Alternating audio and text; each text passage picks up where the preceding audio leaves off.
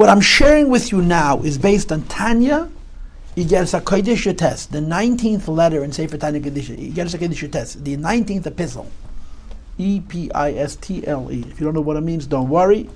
Nobody knows, but you're supposed to use Oxford English, even if Oxford doesn't understand what they're talking about. Okay? In that letter, the Alter Rebbe asks a question. The question is that we know that Nevuah, prophecy, only reaches Netzach and Hod.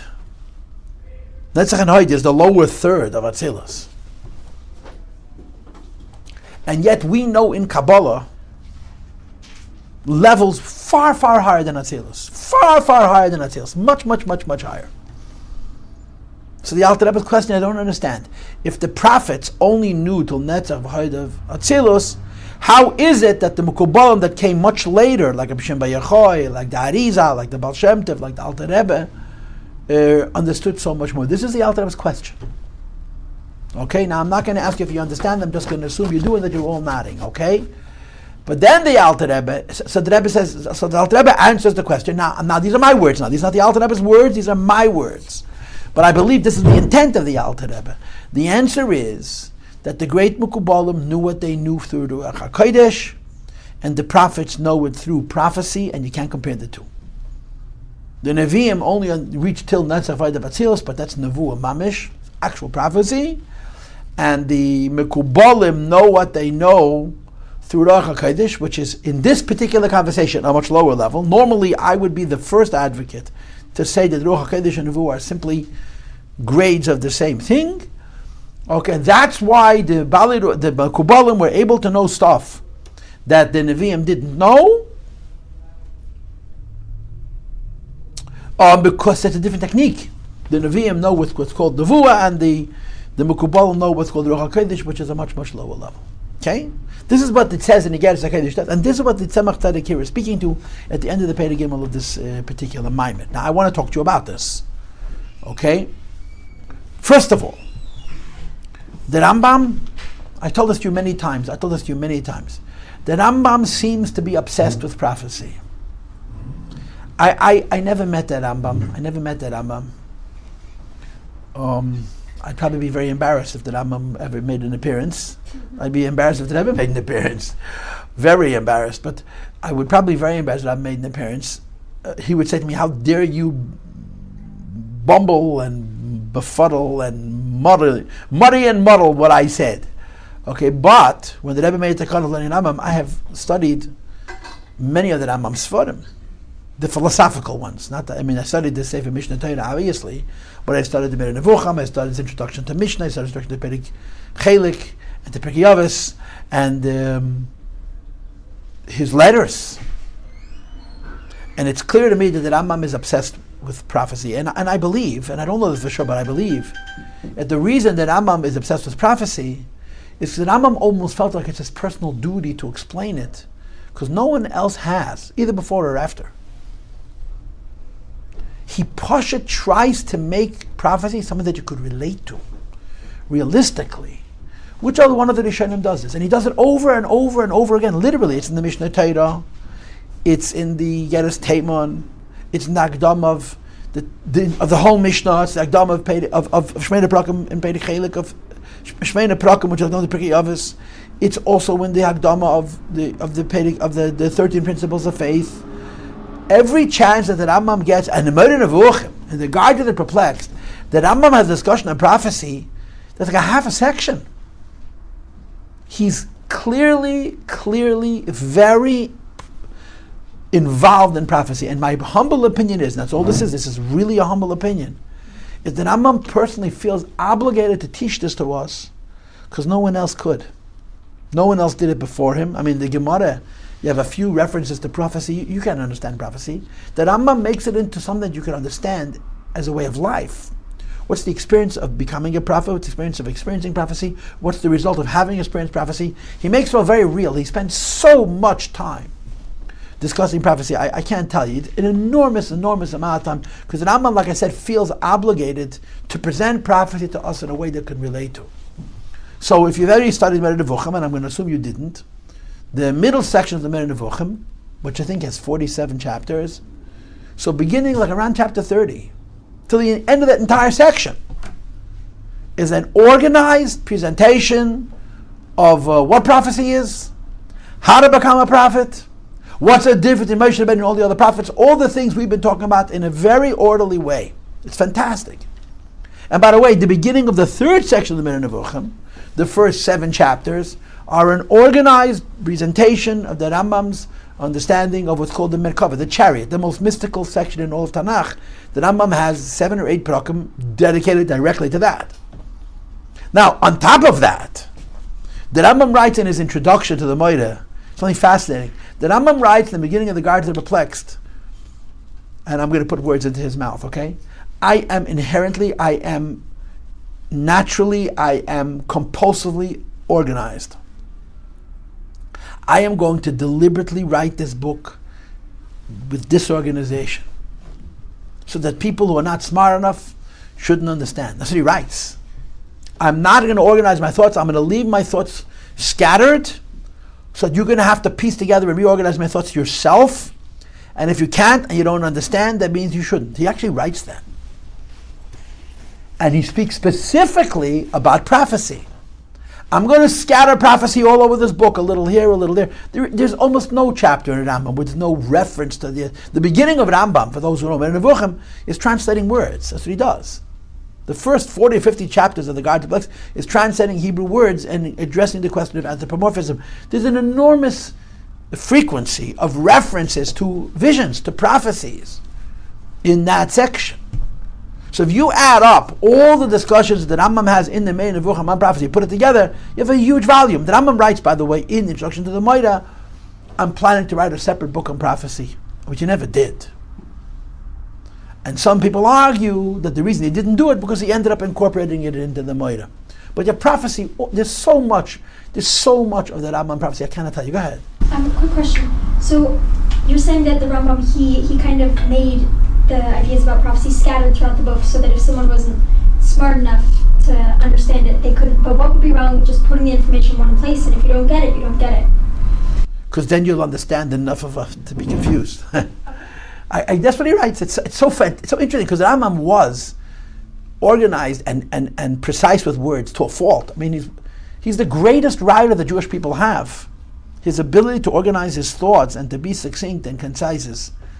You can't compare the Rambam to anybody else. He's the master. He's the father of it. He's the most precise. He says, on this I'm scattering. So in section 2, chapter 45 of the Moreh Nevuchim, the Rambam gives you a list, I mentioned this to you before, of 11 levels of prophecy. 11. And the first 2 are called the Ruach HaKodesh, the first work of divine inspiration. And then the next 9 are 5 connected to dreams and 4 connected to visions. And by the way, in the Moreh earlier is a whole section on prophecy through dreams and a whole section on prophecy through vision and the difference between the 2. And basically the way it works is a dream is considered lower than a vision. So you have 4 sets of 2. The way you have 9 is you have dream vision on the first level, dream vision on the second level, dream vision on the third level, dream vision on the fourth level, and then you have the 5th level, a dream, but you'll never have that vision. The vision that comes after the 5th level of dream, no one ever experienced. That's how he presents it. So it's chaloim, mara, chaloim, mara, chaloim, mara, chaloim.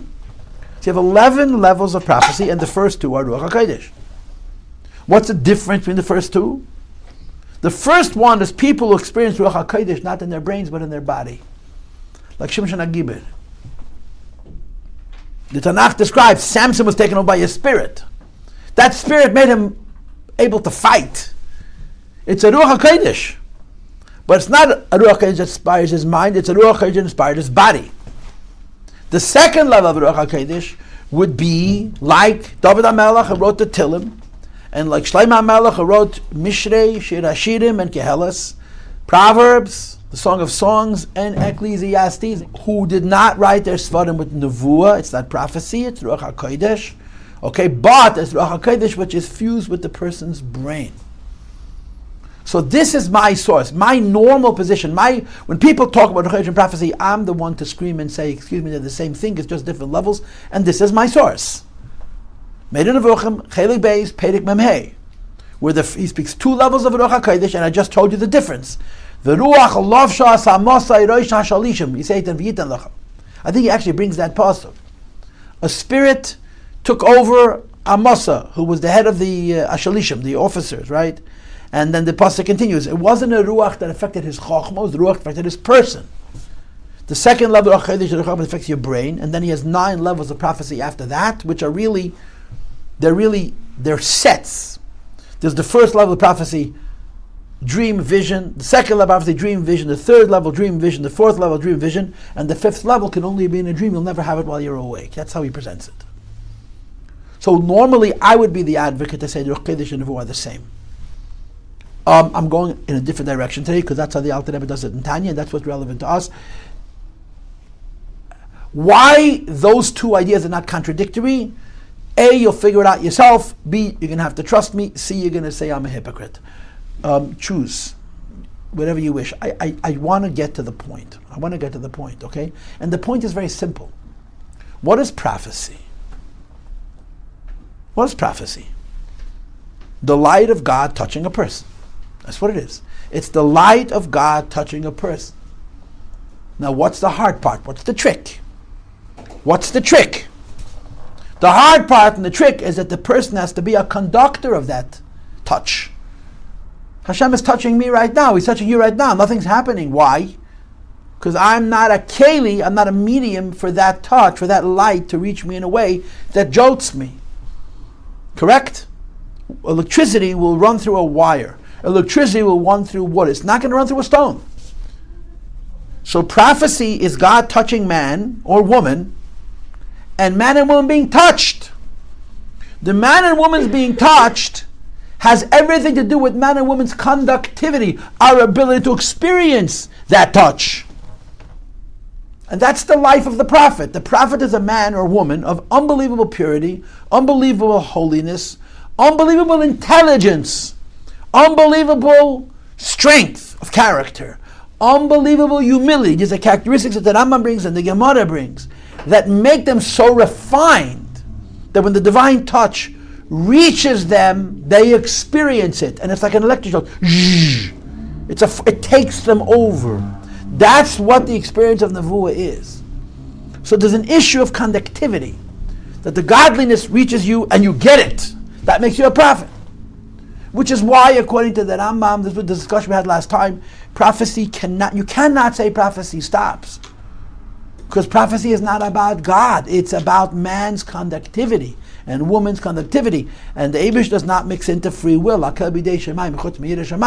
So Hashem touched us in the times of the first Beis HaMikdash in Eretz Yisrael. Hashem is touching us today all over the world. The question is whether we're experiencing that touch, because are we good conduits, are we good conductors of that experience? That's what Nevuah is.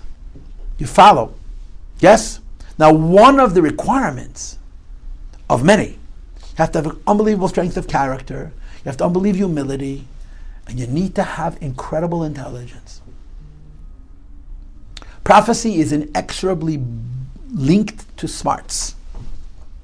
There's no such thing as a dumb prophet. There are inspired dumb people. People are clairvoyant, they can know things psychically, but Nevuah, if a person doesn't have Chokhmah, you know they're not experiencing Nevuah.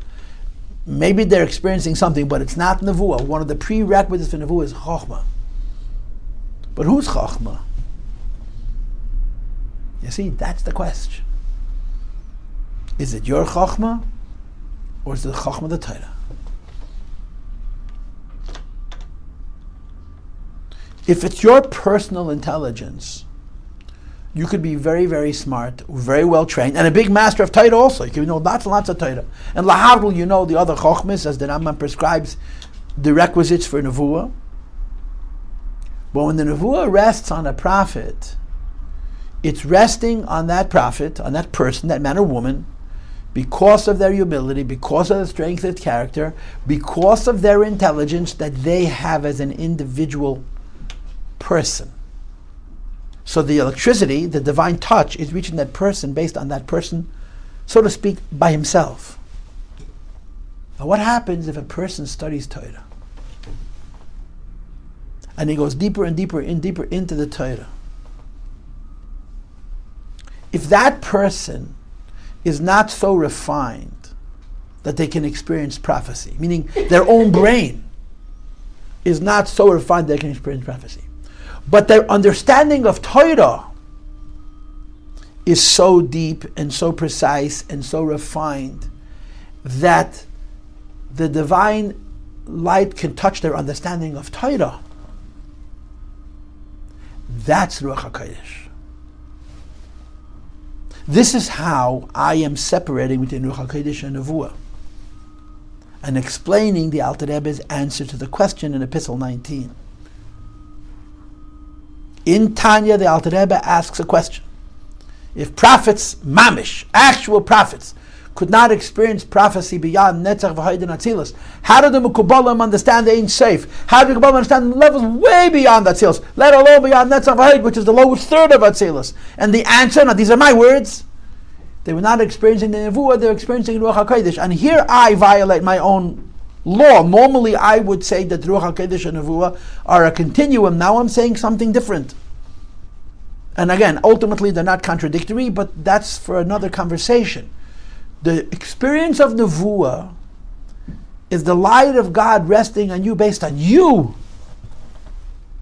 The experience of Ruach HaKodesh that we're currently describing is the light of God not resting on you, but resting on your understanding of God's Torah. He gave you the Torah, which was also given by Derech Gilui, right? The Torah is higher than Nevuah, as I explained to you in an earlier class. You are using your mind to understand it, and there's a place where the mind ends and the soul begins, right? The intellectual brain ends and the visionary brain begins. That's called Ruach HaKodesh. It's called Talumes Chochmah, and that allows you to understand much, much more than a prophet. But it's not really prophecy. It's Ruach HaKodesh. Now, usually I would say Ruach HaKodesh and Nevuah are the same. Here I'm saying that it's different, because this Ruach HaKodesh is not coming to the person, it's coming to the person's Torah. So Torah, so to speak, acts as an in-between the person's brain and the experience, as opposed to the experience in reaching the person directly. If the experience reaches the person directly, we would put it in the Nevuah camp. But because it's coming to the person through the Torah the Eibusha gave us, and I'm not really understanding God, I'm understanding God's Torah. So when I understand God's Torah, and it allows me to know things that I cannot know from my own brain alone, but with the help of the inspiration that allows me to see into the Torah things that others would not be able to see, that's not mamish, that's not actually prophecy, even though it's divinely inspired.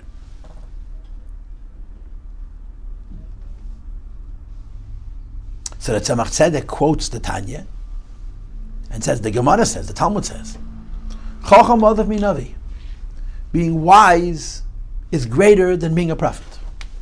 Being smart is being a prophet. Yeah, but didn't I just say 5 minutes ago, and doesn't the Rambam say 50 times, and the Gemara says it also, that one of the requisites for Nevuah is Chachma.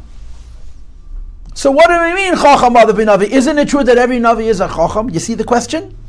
Right? If you open up Hilchos the Laws of the Principles of Faith, chapter 2, verse 1, Halacha Aleph, Tzemach Tzedek says, Ein ha-nevuah sheida el al chacham anav v'gibet. I think he brings only 3 characteristics. The Rebbe has a look at the Sichos. Why doesn't he bring the other ones found in the Shas? Wise, humble, and strength of character. So if the prerequisite for Nevuah is Chacham, what is the meaning of Chacham Adav Minavi? And the answer is, a Chacham means in Chachmas HaTorah. If I get my Ruach HaKodesh, not because of my own personal Chacham, but because I study the Torah and the Ruach HaKodesh, which is the Torah, even though that's Ruach HaKodesh, it's not Nevuah Mamish. It's not actual Nevuah. So you're able to know much higher things than the prophets could know. But you know them really more intellectually than substantively. You know them more in their mitzias and less in their mohus. So we have Kabbalah, right? You're Lubavitch, right? So you drank the Kool-Aid. Maybe you don't even know you drank it, but yeah. You know about Atzilus, you know about Esesvidus, you know about Tzimtzum Adishon, you know about Ein Seif, you know about the Ratzon, the Eibishter's will, and you know about Torah and Tikkun. These are really deep ideas. All of these ideas have come to us through people who study Torah. Where does the Zohar come from? Funny question. You know where that comes from? The Chumash. Where did the case for Israel come from? You know where it comes from? The Chumash. Just like where does the Gemara come from? The Chumash. Now I open up a Chumash, I don't see what it says in Zohar. Guess what? When I open a Chumash, I don't see what it says in the Gemara either. Right? Now, part of the reason I open up the Chumash, I don't see what it says in the Gemara, and I don't see what it says, because I'm not smart enough by a long shot. But in addition to that, there is a notion of I'm not sensitive enough. Meaning, to understand Gemara, you need to be very smart. To be an innovator in Kabbalah, it's not enough to be smart. You have to be so smart that you get inspired by the Eibishter. But the inspiration is not coming to you as a person. The inspiration is coming to you as a student of Torah. So relatively speaking, that's not considered Nevuah. It's considered Chokhmah. But let me move on from here. So what I want to just present to you is the possibility of saying that there are not 2 levels, but there's 3 levels. What's our issue? Can you be more than 100% sure? That's our issue. Is there such a thing as I know it 100%, another guy also knows 100%, but they know it better than I? How could that be? So until now we had 2 criteria, Metzias and Moz.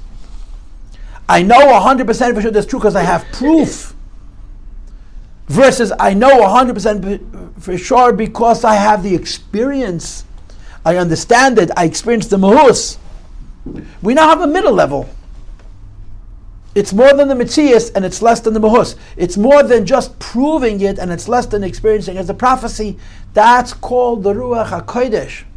If I study the Torah and I have the character and the mind and the dedication and the tools and the experience and the training and the experience that allows me to understand Hashem's Torah and to be inspired with secrets in the Torah that I only know because God inspires them to me, but I don't know them based on my own mind. I know them through the medium of the Torah.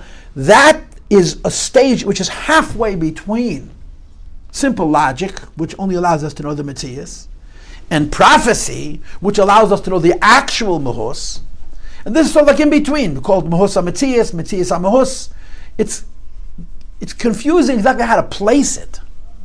But what we're coming away with is 3 people can say, I know 100% for sure that Torah is true. And one person says, I have proof, I don't understand the proof.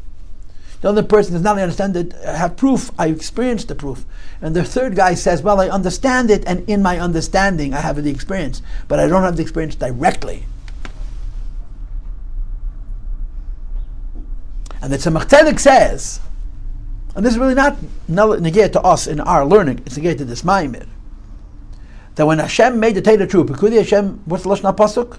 Eidus Hashem ne'emon machkimas pesi. And he doesn't want to settle on the Beis Yosef's explanation of machkimas pesi.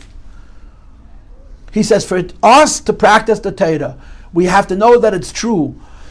Not only a level of Metzias, logical proof, and it's not even enough to have this in-between state, which we'll call Metzias HaMahus or Mahus HaMetzias, where I know godliness through my understanding of Torah.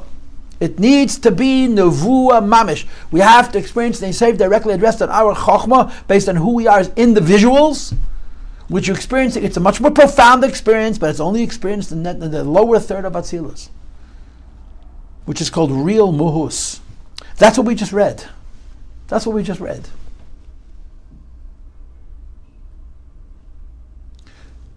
So if I may say so, the Tzemach Tzedek is obviously leaning heavily on the Rambam, and the Rambam is the source of this, Iggeres. But he's qualifying the Rambam profoundly, because the Rebbe, Tzemach Tzedek's Metzias, he's a Rebbe. He's the grandson of the Alter Rebbe, the transmitter of Chochmas Chabad, Teres Chabad, which is all about, it's really a combination of Kabbalah and Chiddush. It's all about explaining Seidus, HaTeireh, Chochmah, Nistara, Kabbalah, and this notion of Mahus. And he says, we know the Torah is true on a level of Metzias. We know Torah is true on a level of the Chokhmah, which is inspired by Ruach HaKodesh. We know Torah is true on the level of Nevuah Mamish. And just like we know Torah is emes on those three levels, we know that Nevuah is emes on all three levels. That's what we just learned. Now I'm going to give you an opportunity to talk. Let me ask a question or otherwise communicate. The third thing you said first is like just having proof, the second is experience plus proof, and the third is... The middle one is that the experience is based on your understanding of Torah. So you're not... Torah, not of the actual... Not of your own mind, your own person. So although that understanding of Torah, which brings people to know the secrets of Kabbalah, which you cannot know without divine inspiration, because the divine inspiration is not based on you per se, it's based on your understanding of the Torah, it's not knowing the godliness substance directly. It's knowing the godliness substance through the intellect of the Torah, which makes it less. Or in other words, there's two kinds of Ruach HaKodesh. There's Ruach HaKodesh described in Tanakh about Shimshon HaGiber, about Amasa, about David and Shlomo.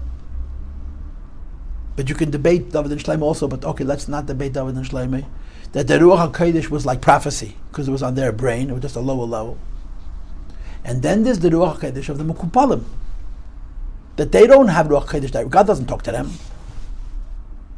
They study Torah. And the Torah becomes a medium through which God communicates secrets of Torah to them. That manifestation of godliness, because it's qualified by the understanding of the Torah, is not pure mohus. It's something in between.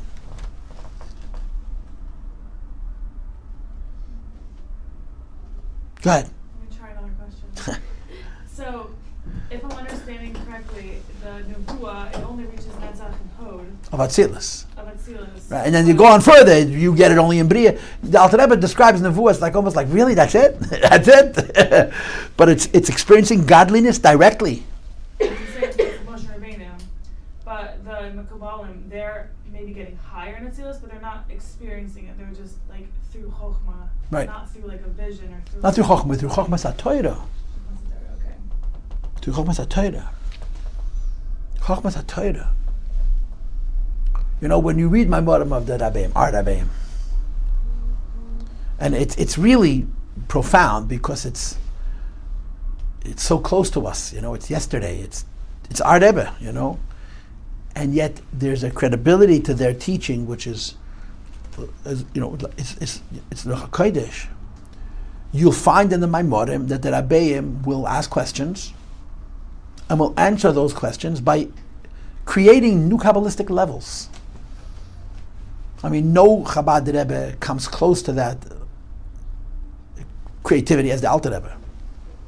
Alter Rebbe has whole new concepts in Kabbalah. Those whole new concepts are developed by the later Rebbe more and more and more. But every once in a while, even the later Rebbe will come to a new level. Now, I don't know if our Rebbe ever came up with new levels, but he talked about levels no one ever talked about, which really befuddled us.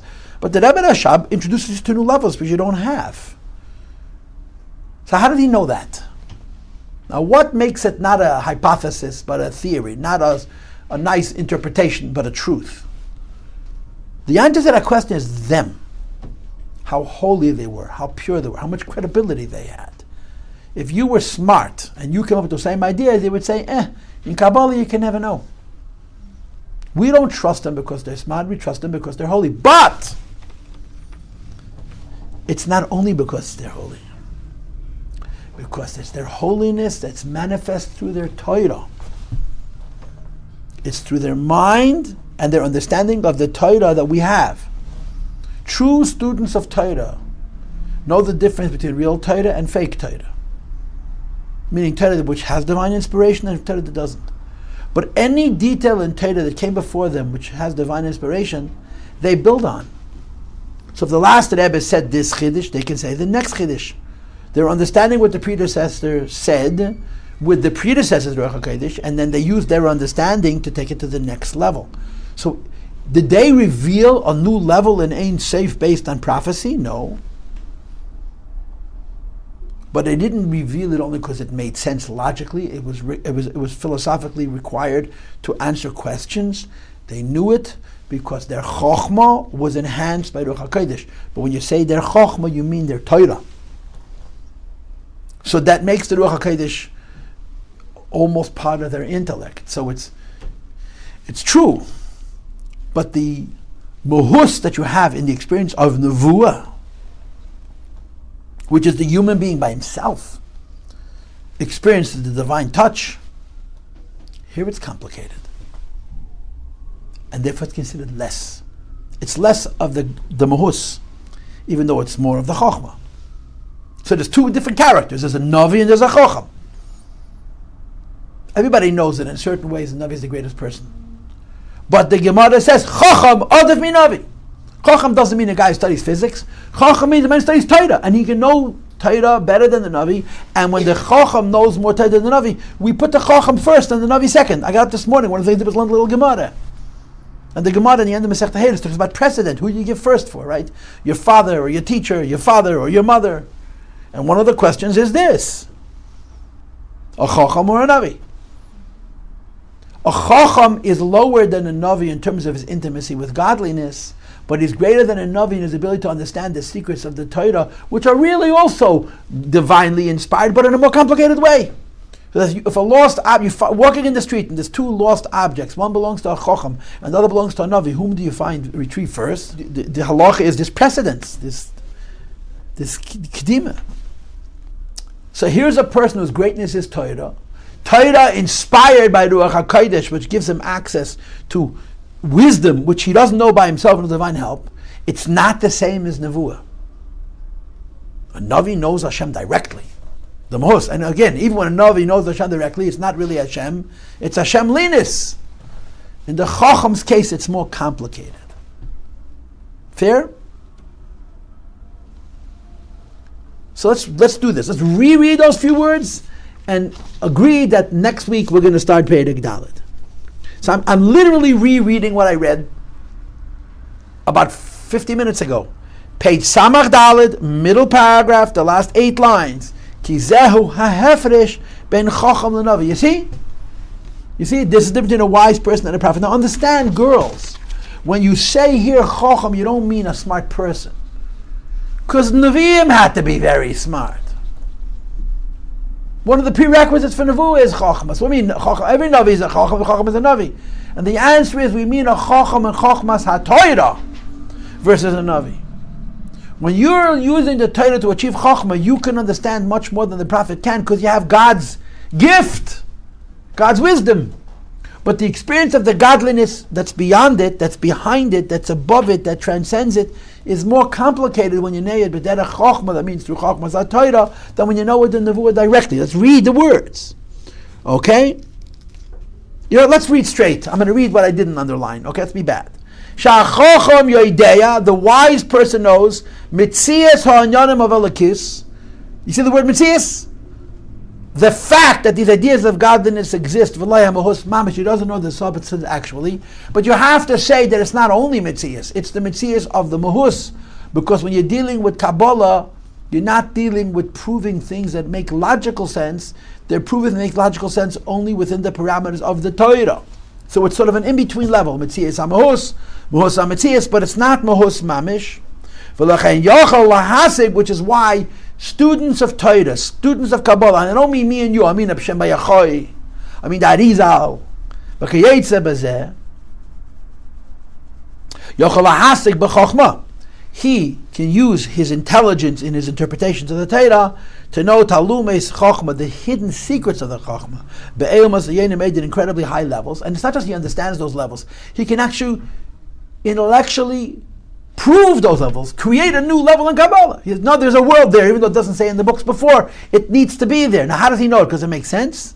He knows it because it makes sense as he is divinely inspired. He knows it through his Chachmas HaTorah. So that's sort of, it's not Mamish Metzias, it's in between, but it's not Mamish Mahus either. Mashenken and Navi is different. That even though Sheidish HaNevu and Netzach V'Heid Bilvad, Nevi'im only know in the lowest third, the outer third of Atzilus. And for people who study Kabbalah, Atzilus is like next door. There's so many levels higher than Atzilus.